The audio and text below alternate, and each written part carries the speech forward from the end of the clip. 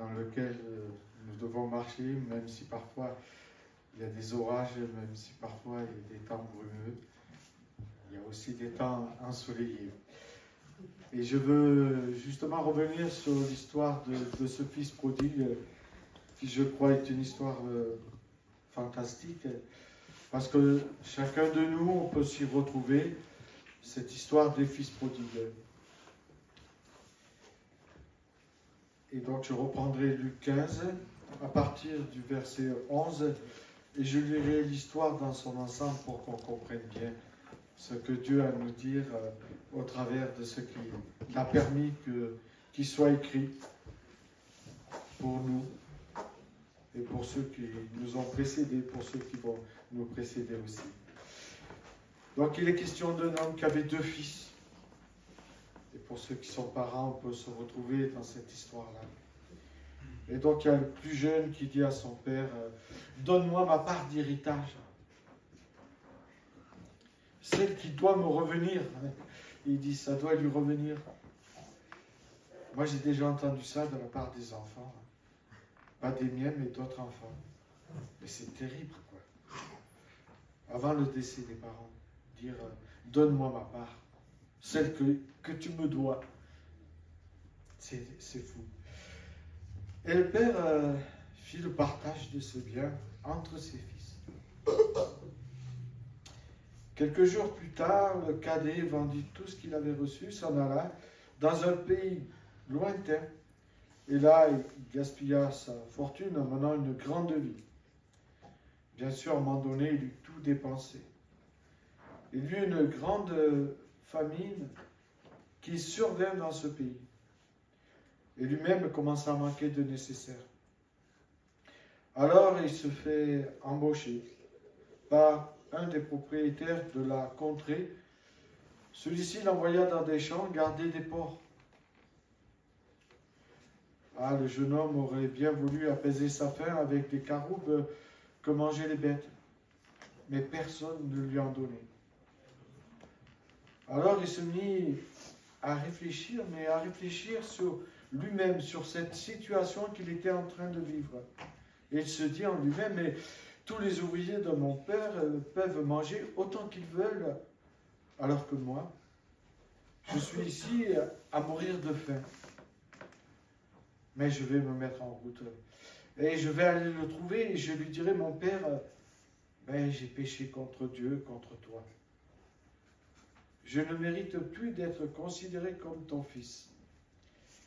Accepte-moi comme l'un de tes ouvriers. Le jeune homme se mit en route pour se rendre chez son père. Et comme il se trouvait encore à une bonne distance de la maison, son père l'aperçut et fut pris d'une profonde pitié pour lui. Il courut à sa rencontre et se jeta à son cou et l'embrassa longuement. Le fils lui dit, « Père, j'ai péché contre Dieu et contre toi. Je ne mérite plus d'être considéré comme ton fils. » Mais le père appela tous ses serviteurs et il dit, allez chercher un habit le meilleur qui soit, et mettez-le lui. Passez-lui une bague au doigt et chaussez-le de cendres. Amenez le veau que nous avons engraissé et tuez-le. Nous allons faire une grande fête et nous réjouir tous ensemble. Car mon fils, ce fils qui était parti, qui était mort, il est revenu à la vie. Il était perdu, je l'ai retrouvé. Alors ils commencèrent à faire la fête. Et pendant ce temps, le fils aîné, qui travaillait au champ, sur le chemin de retour, quand il arriva près de la maison, il entendit de la musique et des danses. Alors il appela ses serviteurs et leur demanda qu'est-ce qui se passait. Et un des garçons répondit, « Mais c'est ton frère, il est de retour. Ton père a tué le veau gras en son honneur parce qu'il l'a retrouvé sain et sauf. » Alors le fils aîné se mit en colère et refusa de franchir le seuil de la maison de son père. Son père sortit, il l'invita à entrer, mais lui répondit, Ça fait tant d'années que je suis à ton service. Jamais je n'ai désobéi à tes ordres. Et pas une seule fois tu as donné un chevreau pour festoyer avec mes amis. Mais quand celui-là revient, ton fils qui a mangé ta fortune avec des prostituées, pour lui, tu tues le veau gras. Le père, tout ému, dit à son fils, mon enfant, tu es constamment avec moi, et tous mes biens sont à toi. Mais il fallait bien faire une fête et nous réjouir, puisque ton frère Kobasi était mort, qu'il est revenu à la vie, puisqu'il était perdu. Et voici qu'il est retrouvé. Voilà, c'est une histoire qui est merveilleuse et intéressante, parce que je crois que chacun de nous, on peut se retrouver dans cette histoire-là. Donc le texte nous parle de deux frères bien différents, comme ça peut se retrouver dans des familles. On a connu, ou on n'a peut-être pas connu, mais on connaîtra peut-être des familles où des enfants sont complètement différents. Et ça arrive. Un qui veut faire la fête.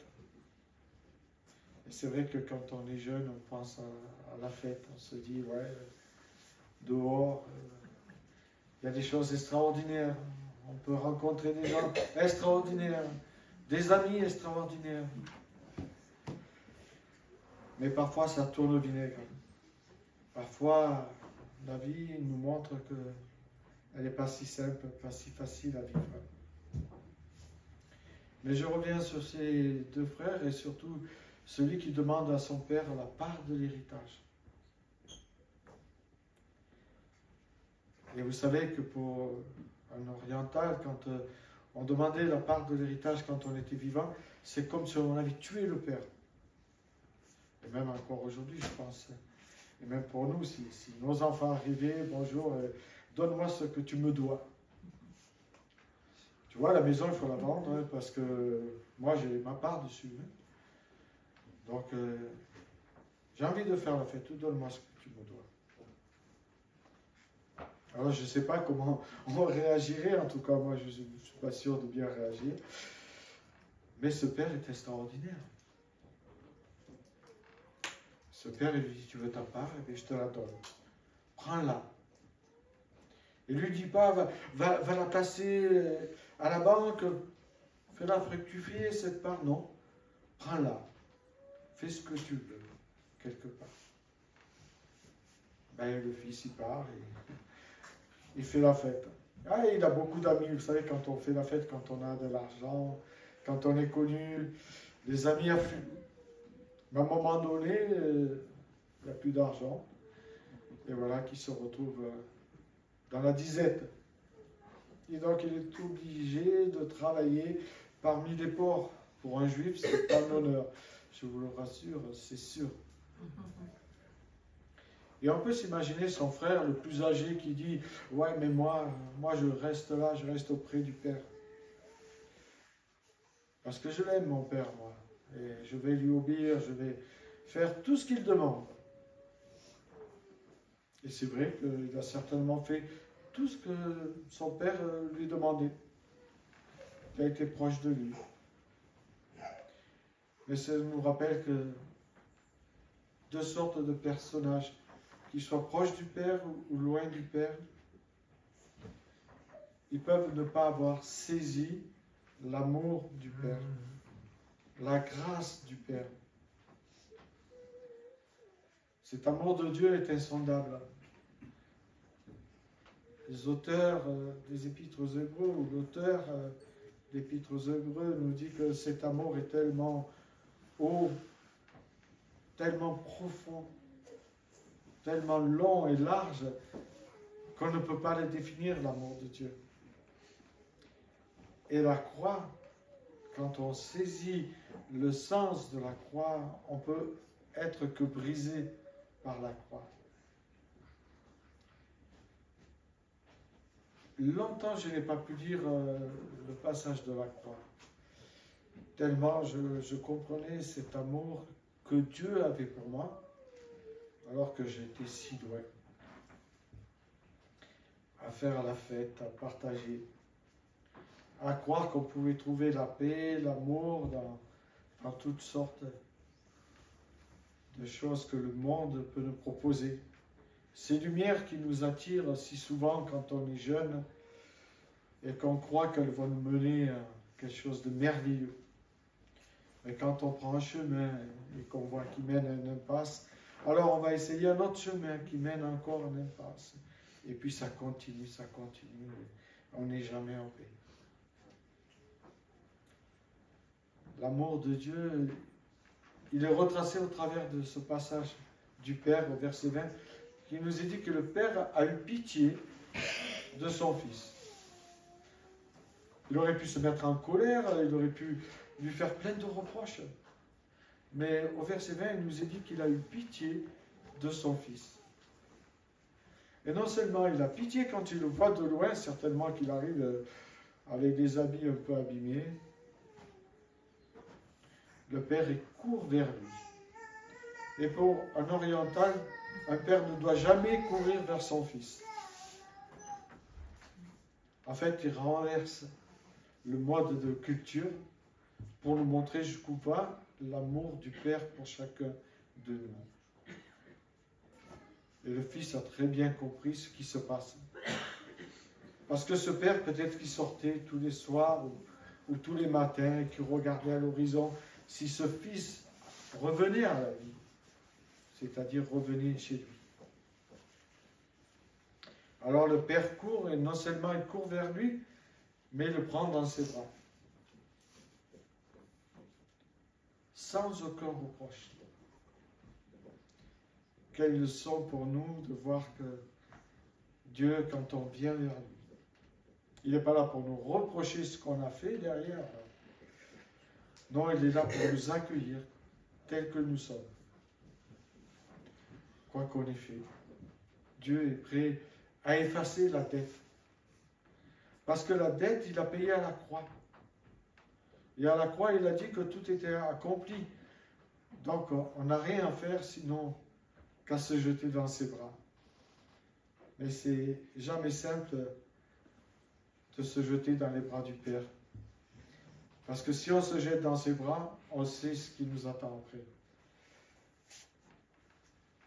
Et donc ce Fils demande pardon à son Père. Il lui demande pardon avec une grande sincérité, puisqu'il est question d'une repentance. Ce n'est pas seulement un regret, c'est un remords, avec le désir de changer de direction, suivre vraiment ce que le Père lui demanderait plus tard. Et là, le texte est incroyable. Ce Père, non seulement il accueille, mais il prépare un festin. Un festin. Pour un fils qui revient après avoir bouffé tout l'héritage. En tout cas, une partie de celle du Père. Parce que je ne vois pas où était l'héritage du Fils là-dedans, bien qu'il l'a demandé. Le Père fait un festin. Une grande fête.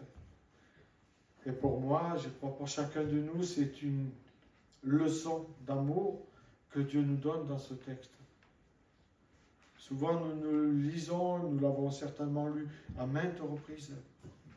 Mais quand on s'y arrête sur les passages que Luc nous a laissés, on se dit, mais waouh, Dieu est un amour incroyable. Même l'amour que je peux connaître, l'amourette que je peux connaître envers une personne d'un sexe opposé n'a rien à voir avec cet amour-là. Parce que cet amour-là, il nous remplit d'une paix, il nous remplit d'une joie, mais d'une espérance. Que si nous quittons ce monde, nous serons auprès de Dieu. Pas parce que nous l'avons mérité, mais parce que lui l'a mérité pour nous. Et ça fait la grande différence. Oui, le Père va donner des beaux habits. Et Dieu nous parle dans sa parole de beaux habits que Dieu est prêt à nous revêtir. Ces habits qui nous permettent d'être libérés du passé, de tout ce qui peut nous encombrer aussi. Et quand on relit et relit ce passage, on se dit, mais quels sont les fils perdus? Mais je crois que les fils perdus, c'est chacun de nous ici présents. Tous, à un moment donné, on a été des hommes et des femmes, des jeunes et des moins jeunes, qui ont tourné le dos à Dieu. Même si on est né dans une famille chrétienne, même si on est né dans une famille croyante, cela ne nous donne pas l'accès auprès du Père. La foi vient de ce qu'on entend. Et parfois, ce qu'on entend, il faut que ça mûrisse, il faut que ça grandisse. Et parfois, on est pris entre deux feux. Je pense que dans ce cheminement que Dieu fait avec chacun de nous, ou que Dieu veut faire avec ceux qui peut-être n'ont pas encore donné entièrement leur vie à Christ, il y a cette certitude d'un premier mouvement qui se passe à nous. Dieu existe. Dieu existe, c'est incontestable. Et ça, c'est une première chose dans notre vie d'homme ou de femme, comprendre que Dieu existe. Oui, Dieu existe, mais plein de gens disent que Dieu existe. Et puis, il y a cette décision qu'on doit prendre un jour. C'est pas facile de prendre une décision, parce qu'une décision, c'est un engagement qu'il y a derrière. Alors, parfois, on prend des décisions un peu comme ça. Moi, je me rappelle avoir pris une décision à 13 ans, avoir fait un peu de ménage. Mais bon, les recoins, je ne les avais pas nettoyés, quoi. Donc, j'ai continué à marcher comme ça, là, en prenant un peu, en laissant de côté, enfin, en faisant ma sauce, quoi. Donc, voilà. Mais à un moment donné, Dieu va nous amener un peu plus loin. Il nous a dit, tu as pris une décision, tu sais que j'existe. Maintenant, il faut que tu te convertisses. Et ça, c'est autre chose de la conversion. La conversion, c'est ce passage de Nicodème. Cet homme religieux, avec une connaissance extraordinaire de l'Écriture, qui enseignait lui-même aux uns et aux autres, va voir Jésus de nuit. Il n'a certainement pas envie qu'on le voie, que ses amis le voient. Et parfois, nous-mêmes, dans notre foi, on n'a pas trop envie d'exposer notre foi, de dire que nous sommes croyants, parce qu'on a peur que ça ricane autour de nous. Et l'histoire de Nicodème est intéressante, parce qu'elle est faite en 3 mouvements dans l'Écriture, si vous regardez bien. La première fois, il va voir Jésus de nuit. Il veut savoir qui est Jésus. Il a besoin de savoir qui est Jésus. Et nous avons besoin de savoir qui est Jésus. Et Jésus lui va lui dire, mais si un homme naît de nouveau, ben, il ne peut pas voir le royaume de Dieu. Bah, Nicodème, il dit, mais qu'est-ce qui me parle là? Naître de nouveau. Comment peut-elle naître de nouveau alors que moi je suis âgé? Et Jésus va lui dire, on ne peut parler que de ceux qu'on connaît. Et pourtant, Nicodème, cette parole de Jésus de la nouvelle naissance va le poursuivre. Et là, c'est au début du ministère de Jésus. Et puis dans Jean 7, au verset 50, on voit cette histoire des hommes qui veulent prendre à partir Jésus. Et puis, on voit que certains prennent position pour lui. Et puis le texte nous dit, dans Jean 7, verset 50, qu'il y a cet homme, Nicodème, qui était venu trouver Jésus de nuit, puisqu'on veut le condamner déjà. Il dit, mais notre loi, est-ce qu'elle permet de condamner un homme sans l'avoir entendu et sans savoir ce qu'il a fait de mal? Il prend position devant on pourrait dire ses frères et sœurs de la loi. Et donc il se fait prendre à partir, mais toi aussi alors tu es galiléen. Consulte les Écritures, tu verras qu'aucun prophète ne sort de la part de Galilée. Donc Nicodème, on pourrait dire qu'il est en train de prendre une certaine position ou décision pour Jésus. Mais l'histoire ne s'arrête pas là de Nicodème. Et moi, je trouve que ça peut rassurer ceux qui sont de famille chrétienne. Enfin, j'espère que ça vous aidera dans votre cheminement avec Dieu. Parce que parfois, on pense à l'apôtre Paul. L'apôtre Paul, un gars assez particulier quand même, hein? Un gars religieux qui a fait de hautes études, il a fait Gamaliel, donc on passe 9 ans d'études, plus l'enseignement des parents. Un gars qui connaît bien la parole de Dieu et qui, au nom de Dieu, va pourchasser les chrétiens. Mais à un moment donné, Dieu l'arrête sur le chemin de Damas.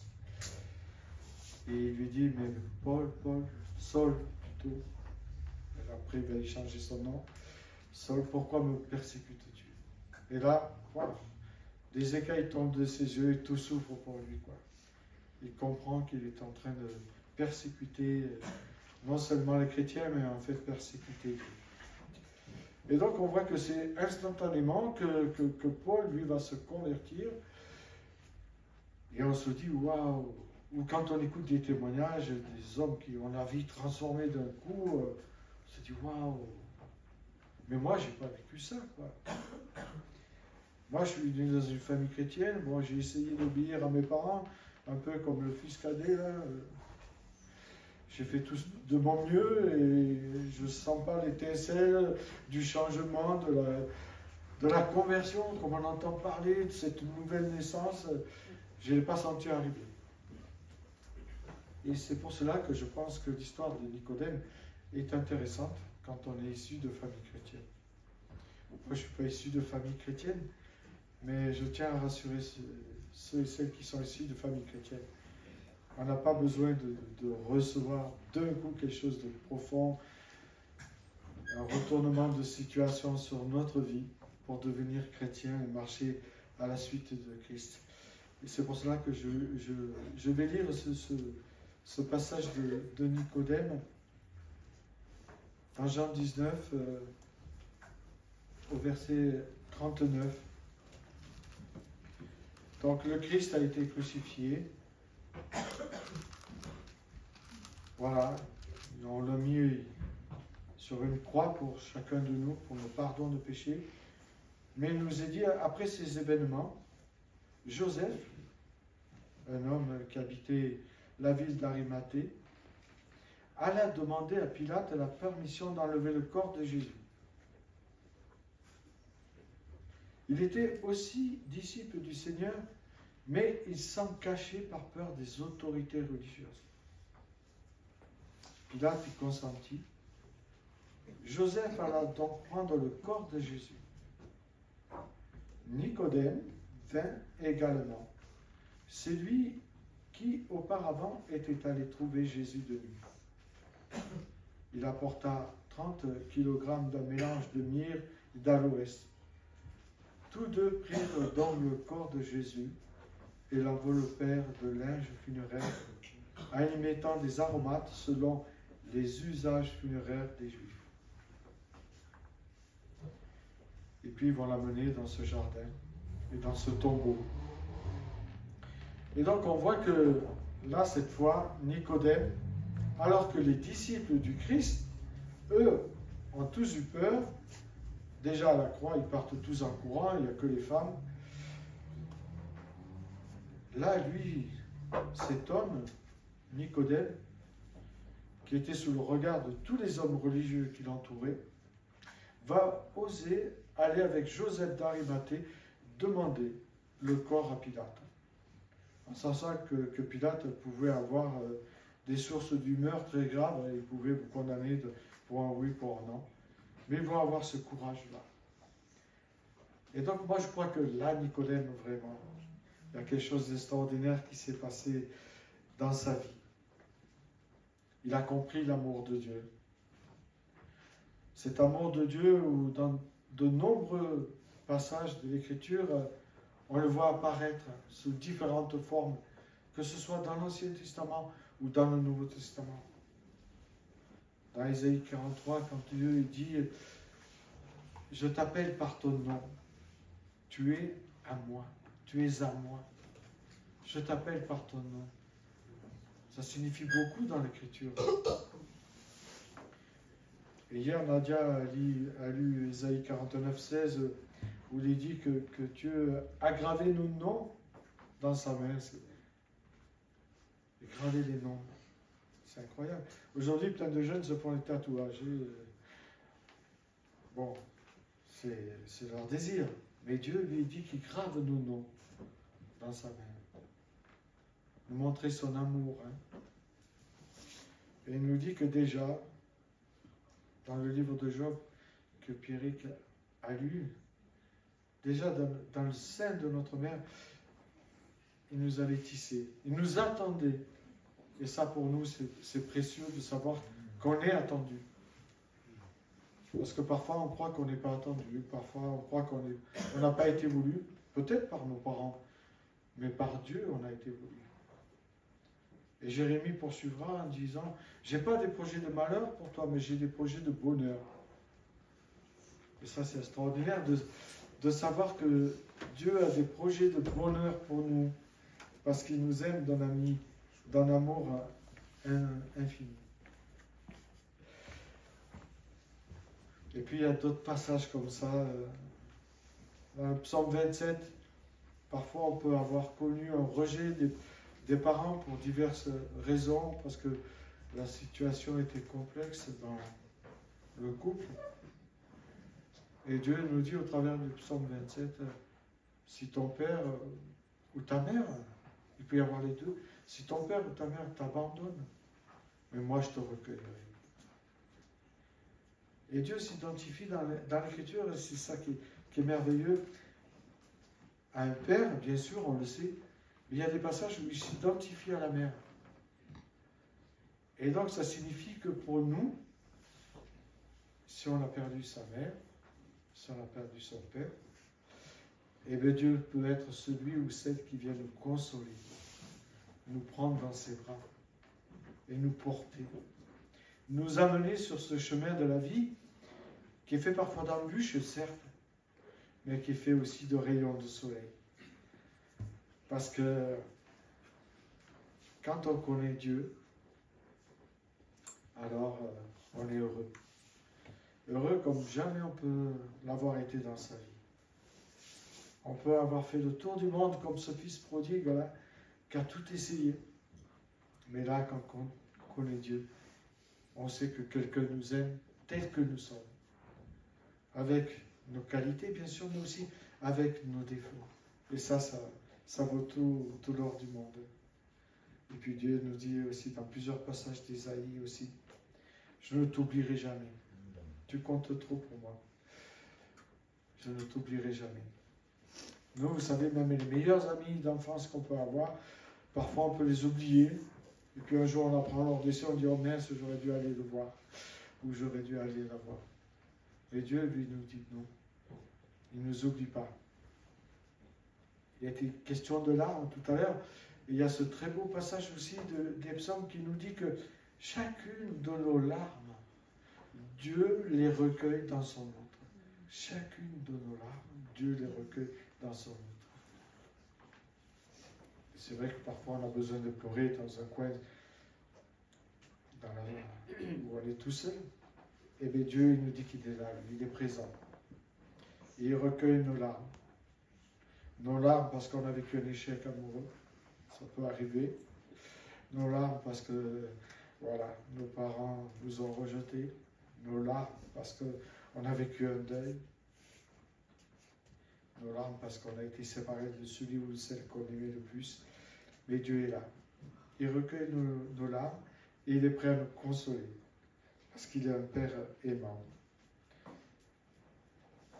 Et comme il est dit dans cette parabole du Fils prodigue, Dieu est prêt à effacer tout ce qu'on a fait. Et ça, c'est incroyable. Sans jamais revenir. Vous savez, nous, parfois, on demande pardon à quelqu'un, et puis à un moment donné, quand il y a une dispute, Ah, ça ressort. Ça ressort. Oui, mais tu te rappelles, tu m'avais fait ça.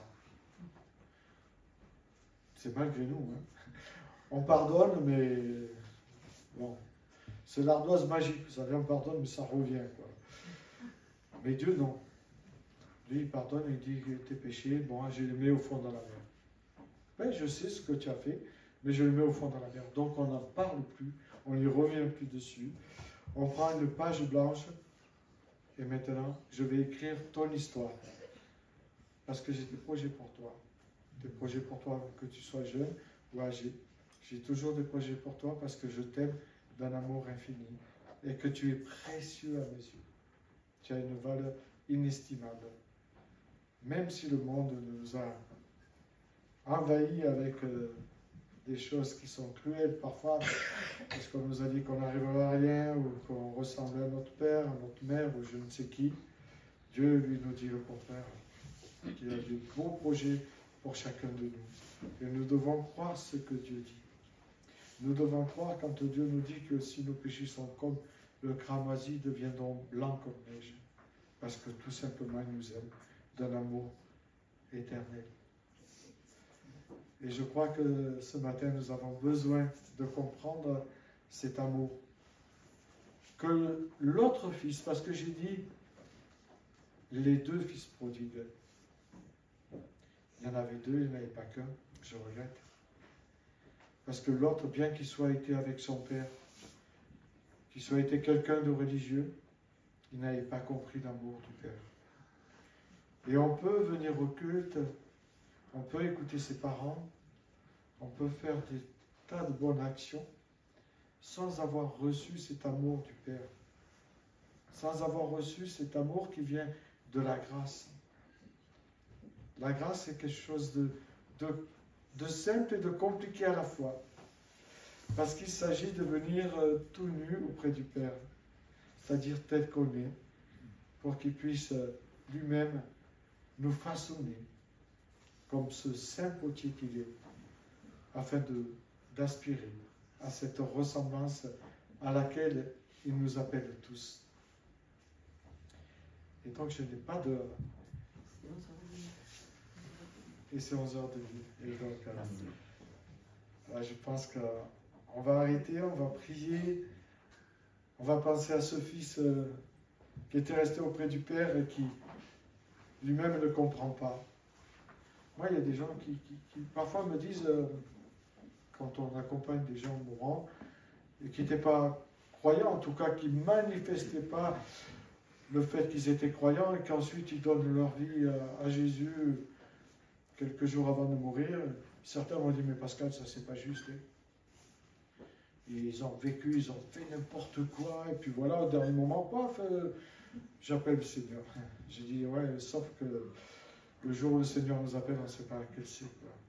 Ça peut être demain, ça peut être après-demain, ça peut être dans 10 ans, ça peut être dans 20 ans. Voilà. Mais Dieu sait. Et il est prêt à accepter, oui, qu'avant notre dernier souffle, nous crions à lui. Mais bon, je vous conseille de crier à lui avant. Parce que ça vous permettra de vivre de belles choses. Quoi. Parce qu'avec Dieu, on vit de belles choses. Certes, la vie n'est pas facile. Jamais Dieu n'a dit que la vie ne serait facile. Mais il nous faut vivre de belles choses. Vous savez, moi, on pourrait me mettre tout l'or du monde devant moi, je ne retournerai pas en arrière. Quoi. Non, non. Parce que je sais d'où je viens. Et ça, c'est important. Quand on comprend d'où on vient, alors là, on se dit, mais ouais, comment Dieu peut aimer une telle personne? C'est pas possible, quoi. Comment Dieu peut avoir cet amour pour moi, donner sa vie sur une croix, mourir, alors qu'il n'avait rien fait, et que c'est moi qui avais tout fait. Eh bien Dieu, c'est ça. C'est un amour infini. Et je vais prier pendant que notre frère joue. Seigneur, merci. Merci parce que c'est vrai, cette parole est là pour illuminer nos cœurs, nous amener à comprendre qui tu es et qui nous sommes. Parfois, nous avons l'impression d'être quelqu'un de bien, comme ce fils qui était resté auprès de son père. Et pourtant, nous avons un cœur endurci. Nous avons ce cœur qui est noirci parce que nous sommes jaloux, parce que nous avons de l'aigreur en nous. Toi, Seigneur, tu aimes ton amour éternel. Un amour qu'on ne peut pas mesurer ni comprendre. Parce qu'aujourd'hui, nous voyons d'une manière opaque. Mais un jour, tu nous dis que nos yeux te verront. Et tu nous amèneras à cette table pour faire la fête. Avec ceux et celles qu'on ne pensait pas. Avec ceux et celles que jamais nous n'aurions cru qu'elles pourraient être à cette table. Et pourtant, toi, tu les as invités à venir à cette table. Et ils ont répondu présent. Alors que d'autres n'ont pas répondu présent. Mais ça, Seigneur, c'est un choix. Et nous te remercions parce que toi, tu appelles chacun de nous à venir à toi, à nous rappeler qui tu es et l'amour que tu as pour nous. Oh, Seigneur, cet amour, nous voulons que tu le remplisses ce matin. Et nous savons qu'il n'y avait pas de hasard dans ce week-end. Tu avais tout prévu, Seigneur. Parce que tu nous avais donné un rendez-vous. Ce rendez-vous, si nous sommes là, c'est parce que nous ne l'avons pas manqué et parce que toi, tu avais prévu de nous dire quelque chose. Et nous croyons qu'au travers de cette matinée, tu nous as parlé et tu vas continuer de nous parler parce que tu nous aimes. Et que, à tes yeux, nous avons un prix inestimable. Je te prie de nous visiter par ton Saint-Esprit, que vraiment tu passes dans nos rangs et tu nous remplisses de ta présence, afin que nous te louons, nous t'adorons comme il se doit. Comme l'a dit notre frère, que nous osions te louer en dansant. Et je te remercie pour cette liberté que tu laisses dans notre Église. Église que tu as voulu. Et que tu nous dis, après nous avoir donné l'unité, de conserver cette unité malgré la diversité que nous formons les uns des autres.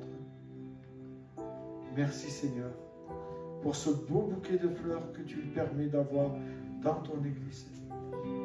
Merci pour ce que nous sommes et ce que tu veux faire avec chacun de nous. Au nom du Christ. Amen.